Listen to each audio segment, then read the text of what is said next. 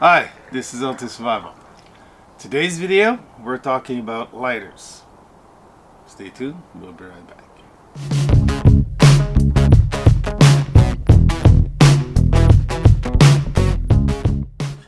Well, this is going to be a smaller video because most of you know the lighters. I mean, you know the big ones, you know the Zippos.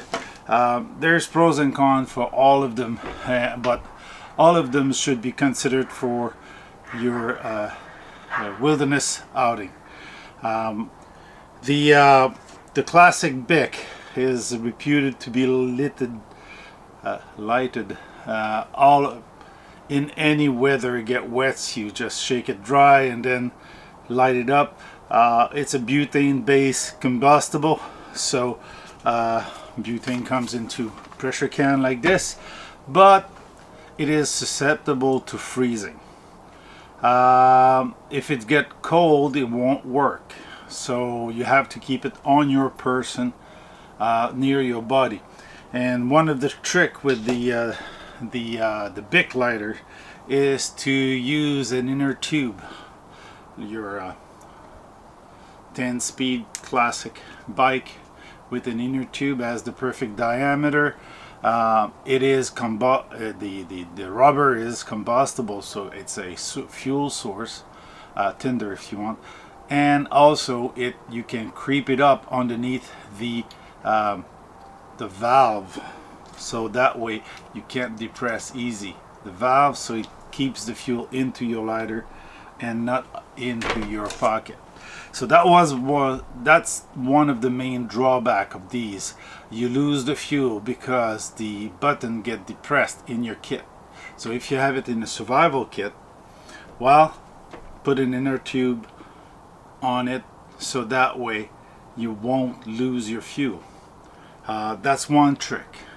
The other trick is to keep one of these always in your inside of your jacket, not outside, so that way if it's minus 40 it'll still work. Zippos. What a beautiful lighter. It's been made, copied, it's been 100 years at least. These are common and they're reliable. Ideal for cigar, if you smoke cigar, ideal, but they're not windproof, and that's one of the problem with Zippos. They're not windproof, these neither. So but also one of the other drawback is that they leak fuel. I just filled this one up and you can smell the fuel all the time. So the problem with the Zippos is that you lose the fuel over time. So if you have it in your pocket going towards a week, you have no fuel no more. There is alternative insert. You can put a electrical insert which will make an electrical arc, but then again when the battery is dead, you have no more arc, no way of recharging it if you're in the wood. You can have also butane insert, which will bring this to be like one of these. This one is broken, doesn't work anymore. It's basically a torch, and the alternative is to have one of the many sized torch like this, but realizing that a full-size torch is not necessarily the right thing. These work well, but they will break down. So one or two refill, usually they're dead because I'm not sure it's mechanical. The valve get dirty and they don't work anymore. So all of the survival lighters, if you say, have drawback. There's two ways you can go around that. There is the fuel peanut. Basically it is a container in which you pour the fuel.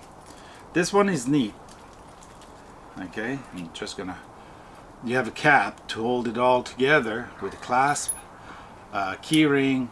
You've got a spare flint for your Zippo and the screwdriver to change it even though your nail can do the job. Underneath the cap you have one of those spout, so you can recharge your Zippo without making a mess. And this one's been charged for many years. So is there any fuel in it? Well, there's no more fuel. It will eventually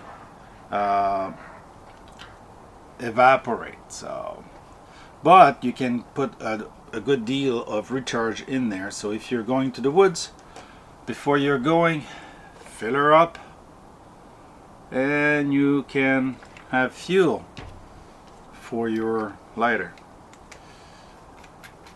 It's as good as the seal you make, so if it drips while you're going out, no, it doesn't drip, but if it was to drip, then evaporation would occur. It did drip a little, so my rubber must be a little dead. So okay, so that's one way of doing it, having a recharge. Or you can have one of these Miracle 1000 light lighter. Well, they're as good as the fuel that's in it. This one has been filled since 3 December 2015. Is there any fuel in there? 2015, that's 7 years ago. So extreme long term test. There is some vapor of it.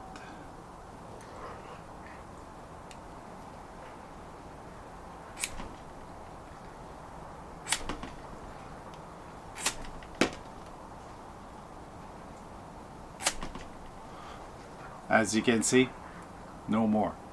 But if you're filling it up every time you're going to the woods, I don't see why you can't use it. It's a match, and it comes in this format or other format like this one.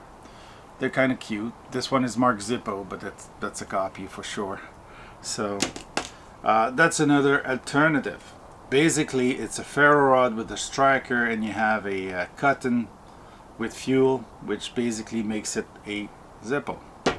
So if I was to fill it up to show you how it works, well, it would work. So basically you just pour fuel down to it. Okay, let it evaporate a bit. Okay, and then the reservoir will wet your striker, and you've got a light. So that's the way it's supposed to work. So basically you're dependent on your fuel for the rechargeable ones. Okay, the either the lighter fuel, the butane fuel for the rechargeable lighter. If it's an electrical arc lighter, it is also electricity, so it depends on how much time you're using it. If you're using all the time, I'd say the cheaper version would be to carry many of those in your pocket inside your jacket, so that way it will always work, and you'll have fuel all the time. You'll know anyway when your lighter is empty. You just buy another one. So it's an alternative. You've got choice. You've got the more practical are the Bics. The second more practical, if you're fueling them all the time, is the Zippos. Butane torch like this one, or up to this one, they're really good. Makes lots of fire. Intense fire will light up most product, but it will eventually break. And butane is susceptible, like for the Bics, for heat. So if you keep it in your inside pockets, you'll be fine even though it's cold, but if you don't, well, you'll eventually freeze. So that's the overview of lighters. Have one, have many.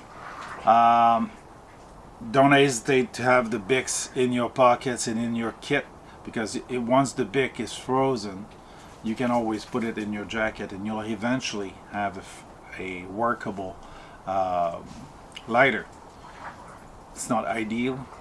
You want instant fire. That's why we have matches. That's why we have combustible block. That's to be the easiest. In your survival kit, you want to choose the easiest way so you survive right away. If you're not if you're not in a hurry and just practicing, then use the other method: friction, how do you say that? So the striker, or the flint. Okay, but I mean, eventually you'll have to go for other methods, the easiest one. So if you have time, do practice with the other method, but always have, for emergency, the easiest way to light the fire. If you have one of these that's filled and you're hypothermic and your life depends on it, use the fuel. Use the fuel, use the light, burn it, and start your fire. Your objective is to survive, so one of these is always essential. Hopefully the content of this video is not too ragtag, because it's a small video about lighters. It's stating the obvious most of the time. So hope you enjoyed this little overview. So if you like it, give it the thumbs up, share, comment in the bottom. You may have other method of ignition, other type of lighters. There's many type, old style, new style. Most have fuel and a flint, so it's always good to see the other type of ignition system. Have fun. We'll see you back in the next video.